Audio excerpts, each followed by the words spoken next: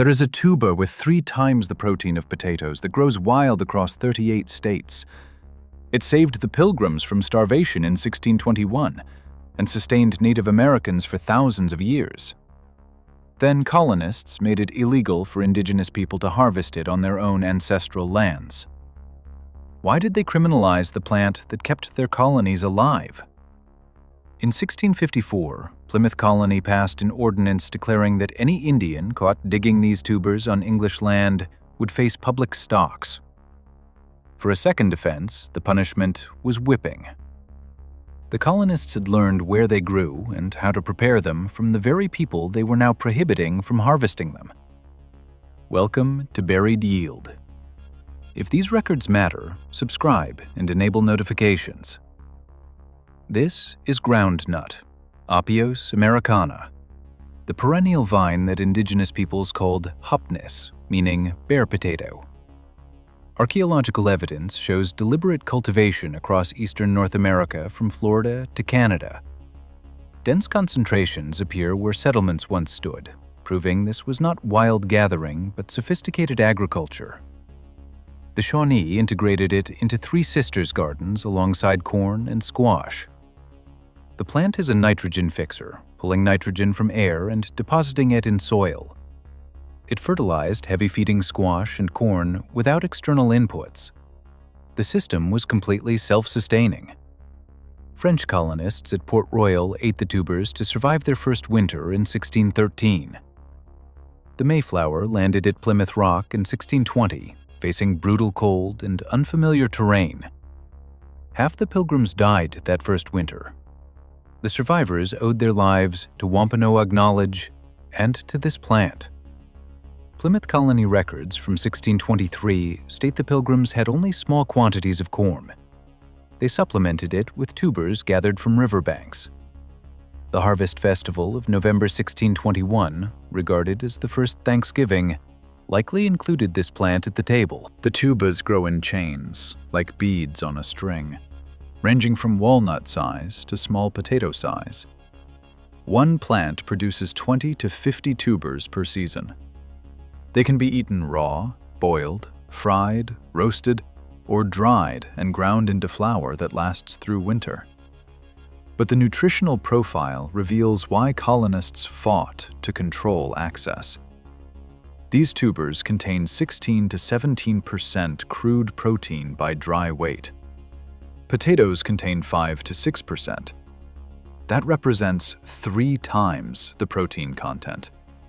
The beans contain 25 to 30% protein, comparable to soybeans. Recent research reveals something extraordinary.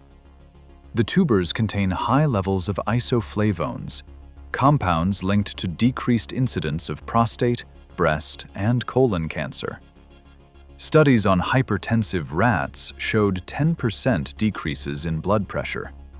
Research on diabetic mice showed consumption lowered blood glucose levels. This was not just food, but functional medicine with documented health benefits.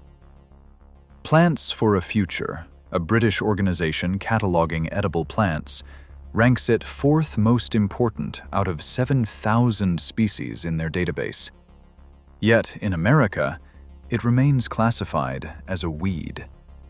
Cranberry farmers spray it with herbicides.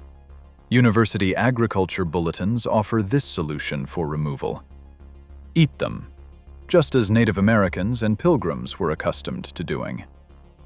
The systematic suppression began immediately after contact. The Pilgrims learned to dig and cook these tubers from the Wampanoag.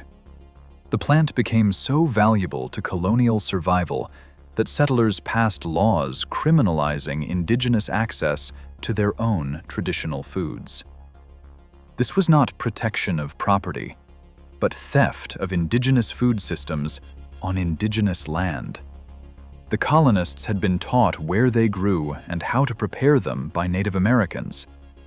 Then they made it illegal for those same people to harvest them. By the 1700s, the tubers remained common in settler diets. They called them Indian potato, potato bean, or groundnut. But the association with poverty and indigenous food marked them as primitive. As industrial agriculture rose and European potatoes became standard, they faded from American tables.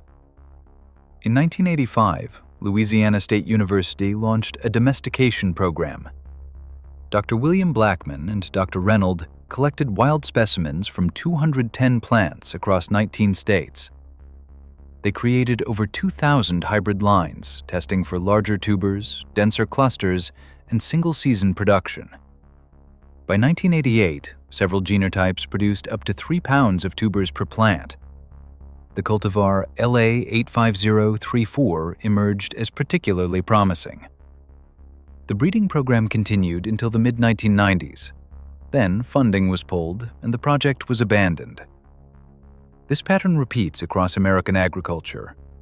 University breeding programs for native crops are routinely defunded. These plants don't fit commodity agriculture models. They're perennials, requiring minimal inputs. There's no proprietary seed to sell, no fertilizer dependency, no patentable traits. Today, the largest research collection exists at Iowa State University under Dr. Stephen Cannon. Research continues, but commercial production in America does not exist. The only country growing them commercially is Japan, where they're called hodo and valued as a starchy delicacy. Meanwhile, Japan succeeded where America abandoned efforts. They took an American native plant and built commercial industry around it. They proved it works economically, but in its homeland, it's still classified as weed and sprayed with herbicides. The plant is hardy in zones 3 through 10, covering most of the continental United States. It grows in full sun or partial shade, preferring moist soil but adapting to many conditions. It requires no fertilizer because it fixes its own nitrogen from air. Small seed companies sell tubers from Louisiana State University breeding lines. Permaculture growers cultivate it. Experimental farm networks preserve cultivars. But this represents grassroots preservation, not institutional support. If widely adopted, the implications would be profound.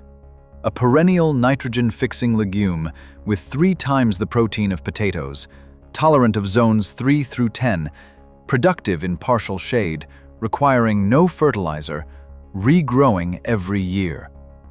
This represents food sovereignty. The narrative that it's too difficult to harvest, too slow to mature, too vining to manage is propaganda. These are features, not flaws.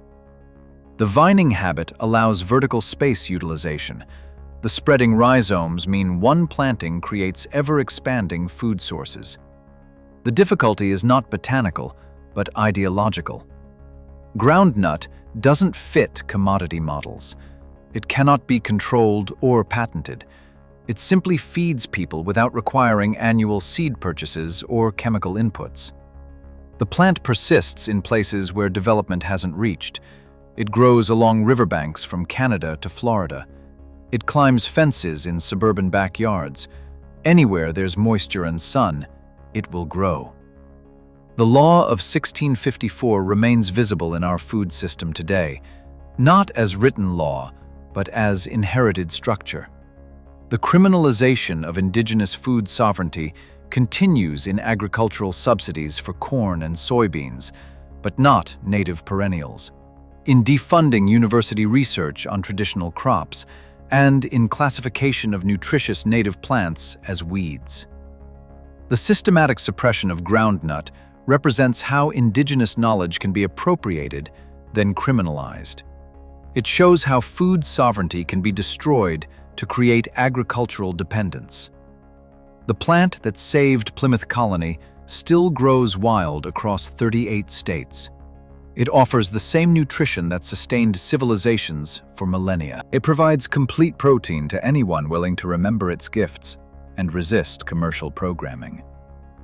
That independence is exactly why it had to be criminalized. If this changed how you see plants, history, or power, subscribe to Buried Yield. The next record opens soon.